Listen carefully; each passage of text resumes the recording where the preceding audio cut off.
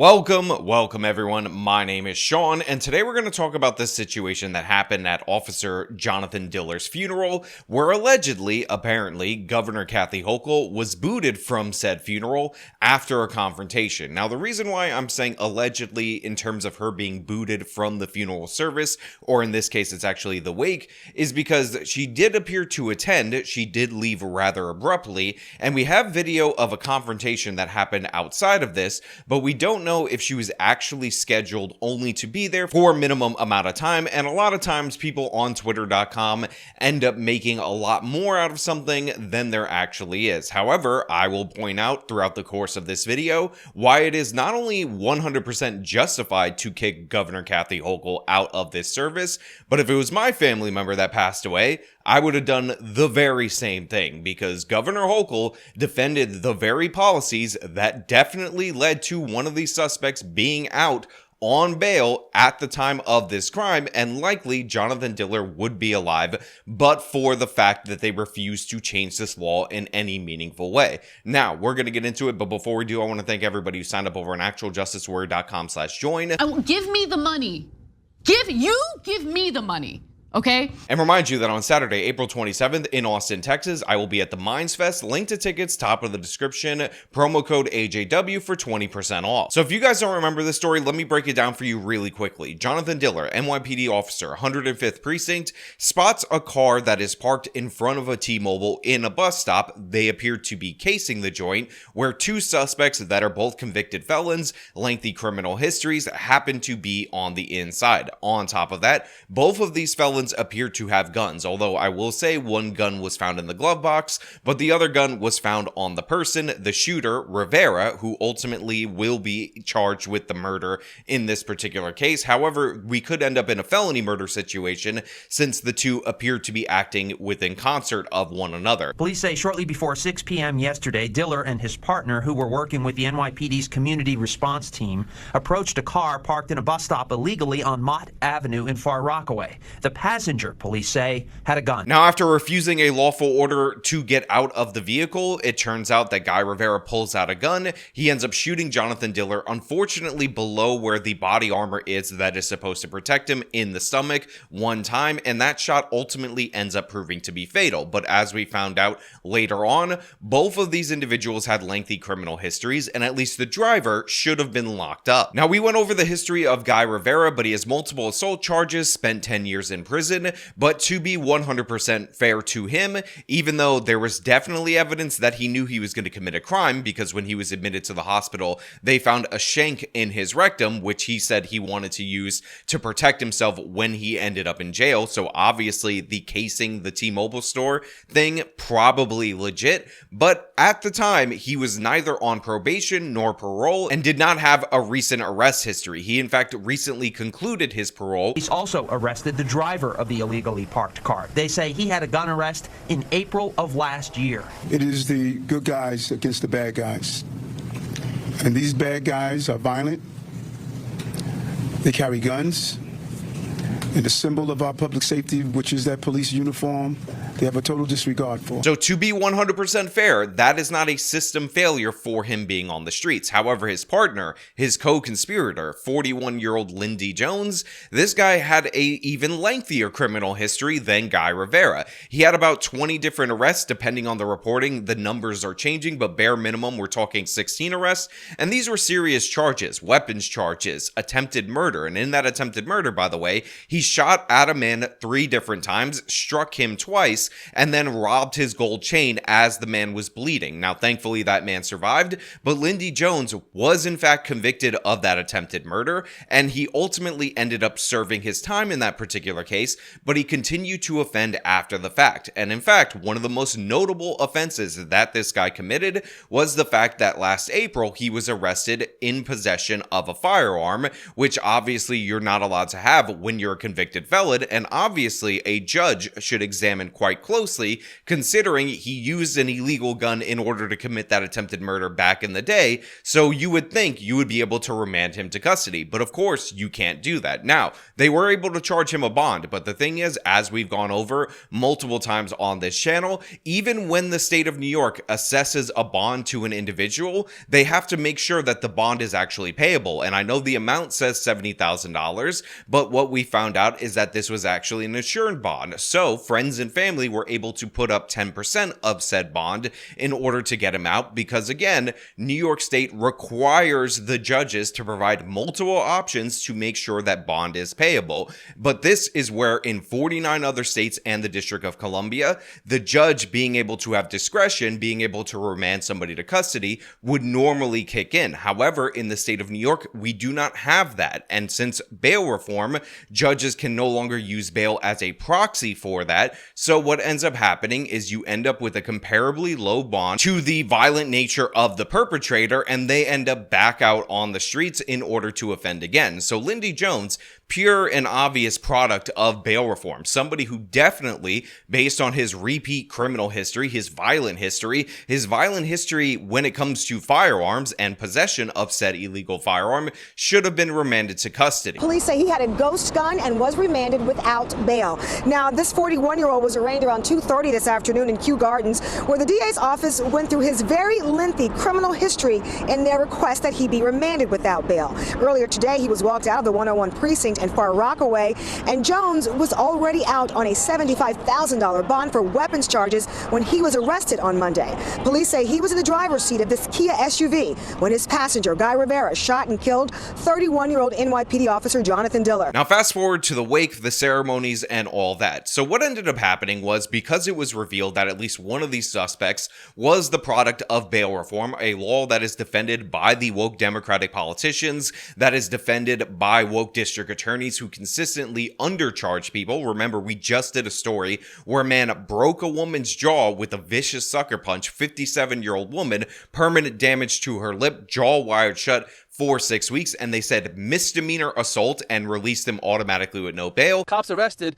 33-year-old Franz Judy. The suspect was charged with misdemeanor assault, meaning he's not bail eligible. He'll be released back onto the street. And that's the part that has the victim and her family frustrated and afraid. You have members of the family and all of these groups saying, hey, if you're one of these woke politicians, if you're somebody who backs bail reform, do not come to the wake. You are not welcome. You are anti-cop. Your policies led to this situation occurring, and I completely 100% understand that. And we also had a situation where President Joe Biden had a scheduled Manhattan fundraiser with celebrities like Lizzo, where he was expected to raise $25 million, and not necessarily in response to that, but it felt like in response to that, President Trump actually attended the wake. Now, optically, obviously, this looks absolutely disastrous, but to be fair to President Joe Biden, I actually don't think that every single president of the United States needs to be in attendance at every single slain officer's funeral. That's just not something that I feel like it needs to be the case.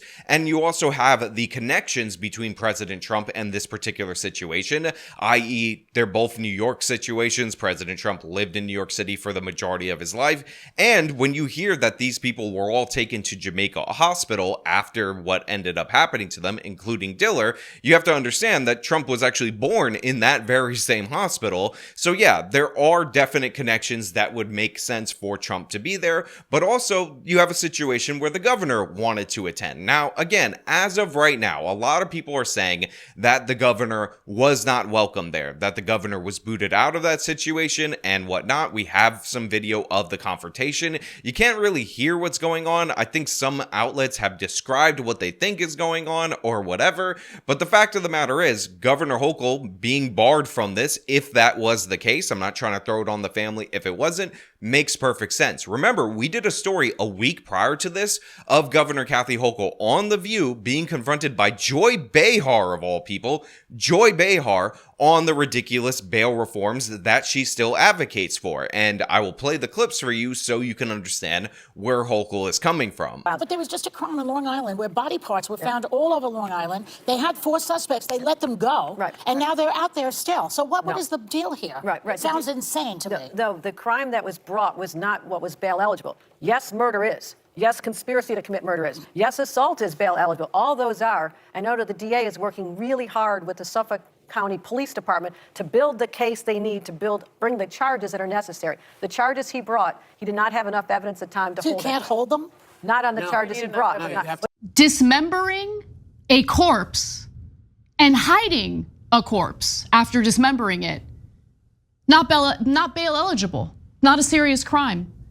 I'm not even kidding, guys. Like when Joy Behar outlined that case, I was like, she's crazy. This isn't a thing. This isn't real. This isn't real. So I looked it up. It's real, guys. It's real. Now, for me, it could not be more clear what team Governor Kathy Hochul is on, what side she's on when it comes to these particular issues. And with that being the case, again, I just say it makes perfect sense to bar her because she is one of the pillars upholding this stupid law, ensuring that situations like this continue to happen in the city of New York, even after we got some data from John Jay College of Criminal Justice and this organization called DCJ that happens to be an advocate for bail reform that shows us that violent people and recent felons happen to reoffend at alarming clips after being released due to the new bail reform law. A lot of people try to obfuscate this. They'll say, oh, around 2% of people are rearrested post the passage of bail reform, and that's extraordinarily low. But the thing is, most of those people were released prior to the institution of this law. The number has gone up. It has increased in terms of recidivism for these violent offenders. And what we're talking about is that core group of criminals, not the overall people, but they're trying to expand the denominator in order to obfuscate the very real increase in recidivism for this subgroup of violent offenders, the super predators, the people that we're actually trying to watch out for. And when I say we, I mean everybody except these left-wing progressives, except Governor Kathy Hochul, because they're intent on defending those people. Family, thank you all for the support this week. The outpouring of love our family has received has been overwhelming, and we're forever thankful to everyone. With every hug that I've received, I just picture each one is from Johnathan. I wish Johnathan were here to see the incredible kindness and generosity that has been shown to our family, but I know in his own way he is here watching over us. I am so proud that thousands of people across the country are calling Johnathan a hero, but the truth is he has always been a hero to Ryan and me. The rest of the world is just catching up. While he was beyond proud to be a member of the NYPD, his career was only one of his many roles. I want to also honor Johnathan for who he was out of the uniform. I am not sure where to start, and I could probably talk about Johnathan for hours, so I'll start from the beginning. Johnathan was born and raised on Long Island, the son of Fran and Stephen Diller, and brother to Jennifer and Jason. He was the youngest of the three, which obviously means he was the mischievous one. But he also had the sweetest heart and the guiltiest conscience, so he would always smooth things over by making his mom handwritten apology letters. Now, one of the things that took me back and honestly really got to me at certain points was the wife of Johnathan Diller, Stephanie Diller, and what she said in order to eulogize her now passed away husband, the surviving widow, the mother of his 1-year-old child. And it honestly really should be put out there so you can see the faces of these victims, people that Governor Kathy Hochul don't care about, people that these woke activists want to pretend don't exist in order to protect their precious criminals are Aladdin kind of attitude. After graduation, Johnathan and I started dating after getting set up by our mutual friend, Evan. I remember on one of our very first dates, we went to see a movie. He was so tired from work that he fell asleep in the movie theater.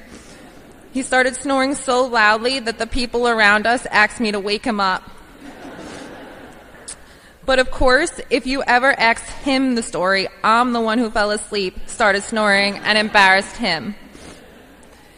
It didn't take long for me to realize how special he was. He loved to make everyone laugh, and he had the most infectious personality. When you talked to him, he really listened, and he made me feel like I was the only person in the room.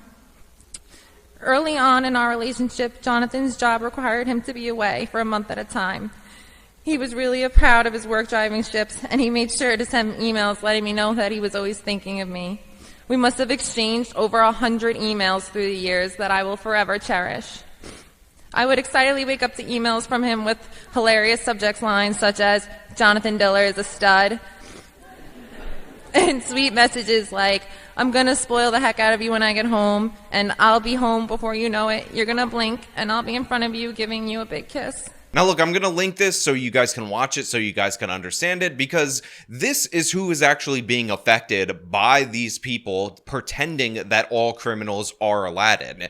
These are the people who suffer the consequences, and while it is in fact rare for a police officer to suffer the consequences in this way, especially in the city of New York, the fact of the matter is average, everyday, ordinary citizens are also feeling the impact of these criminals released over and over and over again. Simple solution. I'm not asking for anything crazy. I'm not asking for anything draconian. But if you have a repeat history, a repeat violent history, and you are arrested for something similar to that, I just want a judge to have judgment in order to decide whether or not you should be released. If the judge ended up ruling with full abilities of judgment, like in 49 other states and the District of Columbia, that individual Jones was deserving of that same level of bond, and then he was released, and then he re-offended, he committed this crime again, you know what? That's an acceptable consequence, because at least I can direct my ire at that particular judge, at politicians. A lot of places have elected judges, so sometimes they're one and the same, but if it's not elected and appointed, the politicians that appointed that judge,